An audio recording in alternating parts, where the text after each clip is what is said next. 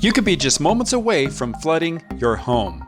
And all that stands between you and a room full of water is one of these. It's called an O-ring. And today I'm going to show you step by step how to inspect and lubricate the O-rings on your Fx6 canister filter. And that'll help keep the water where it belongs, in your tank. Here we go. The Fx4 is made just like the Fx6, so everything I'm going to show you here should work for the Fx4 as well. And stick around toward the end of this video and I'll show you how to remove the impeller and clean it, giving you optimum performance out of your filter. First things first, you'll want to unplug your filter. Next, turn the dials on your Aqua stop valves counterclockwise, starting with the input. Push in the button at the bottom of each valve and twist and pull up to release.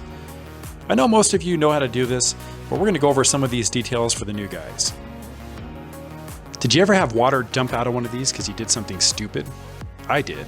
Don't be like me, it isn't fun.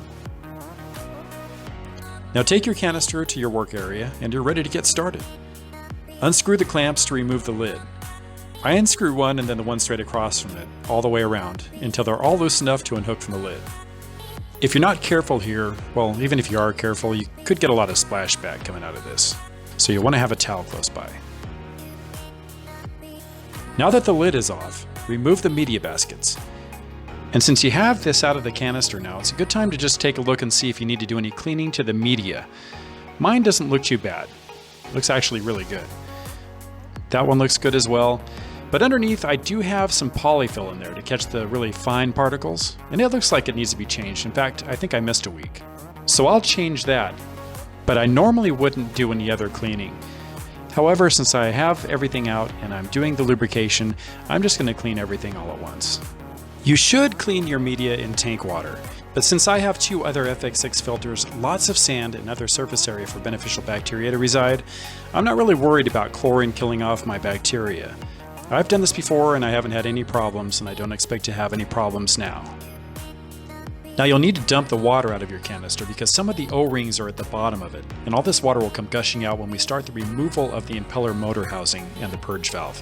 Mine looks a bit dirty anyway, plus my African cichlids think I should feed them more, and to get even, they like to take huge mouthfuls of sand up to the top of the tank and spit it out so that the filter intakes suck it up.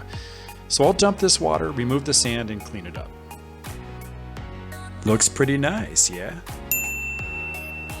So you could actually clean out this tube that gets filled with gunk sometimes too, but mine looks pretty good, so I'm leaving it alone. So we're finally ready to remove the O-rings. We're going to start with the big one underneath the top of the lid. I'm using a butter knife, but there are better ways to remove this. You should thoroughly wash all of your O-rings, removing any dirt and grime you might find on them. Then inspect them and replace if there is any wear at all, or if you find a thin or bulging area. Now for the lubrication. I am using Super Lube food grade silicone grease. Although I've read that Vaseline is fine for O-rings, I pulled this straight from the Fluval website, stating that only silicone grease should be used. I will use enough to lightly but entirely coat the entire O-ring. This will improve the seal, but also help protect the gasket from abrasions, reducing the likelihood of filter leaks. I'll be lubricating my O-rings once a year, but you can do it more frequently if you like. And speaking of liking, if you've enjoyed this video so far, be sure to like and subscribe. I'd sure appreciate it. This is the biggest O-ring on the Fx6, so I want to make sure that I get the thing thoroughly coated, so I'm using a little bit more, and here's what it looks like when it's finished. Completely and evenly coated. And now it's time to put this guy back where we got him, right in this groove. And it's pretty easy to reinstall this. This is one of the looser gaskets. Just easily goes on around the rim. Just like so. And once it's on, here's what it looks like. Now if you flip your lid over, you're going to have two more sets of two on each of these spigots. You can see them right there. And on the other side, remarkably similar, exactly the same. You'll remove these just like you did the big gasket underneath the lid. They're a little bit trickier, but if you remove the lower one first, then it won't get stuck in the groove left by the upper one. Once you have this side done, just do the exact same thing to the other side. You should have 4 total gaskets. And the process is going to be the same for these as it was for the large O-ring. You're just going to wash them, inspect them, discard them if they're damaged. I won't show you all the rings since they're all the same, just to save your time. And now I'll reinstall them in the reverse order of how I took them off. So I'll put the top one on first so that when I put the bottom one on, it doesn't slide into that groove. Just like so. It'll just slide right over that one. Otherwise you gotta dig it out. Here it is complete, and then we'll do the other side just like this one. To get to the next one, we have to remove the impeller motor assembly. It's not a big deal, it's just a little more involved than the others have been. You're just gonna need a Phillips head screwdriver and then remove these 4 screws. 2 on this side, and then you have 2 on the other side. No problem. Now, there was a time when I never even thought about making sure the O-rings were lubricated and in good shape. I just cleaned the media when it was too dirty to run efficiently and called it good. I'm pretty lucky I never had a huge leak from the worn O-rings. Were you like me and never even gave these things a thought? I'm sure some of you were on top of things more so than I was. Well, here we're removing the actual housing. So this is where the motor is and where the impeller is. And don't lose these screws. I had one fall on the floor and my daughter was nice enough to help me find it. So keep track of those babies. And here you go. This is where the impeller is, and right here is that O-ring that we need to take off. Looks kind of dirty in here, so I'm glad that we are taking this off and getting it back in shape. Remember when I told you that we were going to be cleaning the impeller?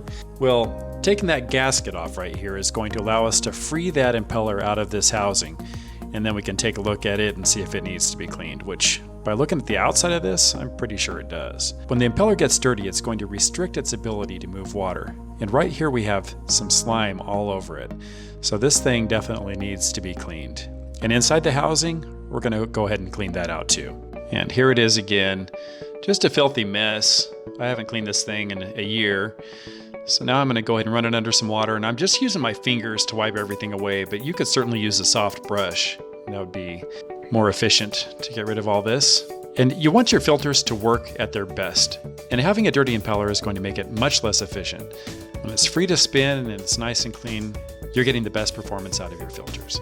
Now you've seen me wash the gaskets, so I didn't show you the washing of this one, but it's nice and clean. Doing some inspecting to make sure there's no wear on it. A little bit of silicone. I'll wipe that on the whole O-ring again. And this little notch needs to match up with this notch when you put the impeller back in. It should line up just right. There's no other way to get it in. And there it goes. Nice and easy. Don't force it. It should just slide right in. And then the O-ring will go back on, just like the other ones. And this is a nice, easy fit. Easy to pull right over. And it's back on. Now this is filthy here, and so I want to let you know that I did rinse this out, and I also rinsed out the impeller receptacle earlier and just failed to catch that on video.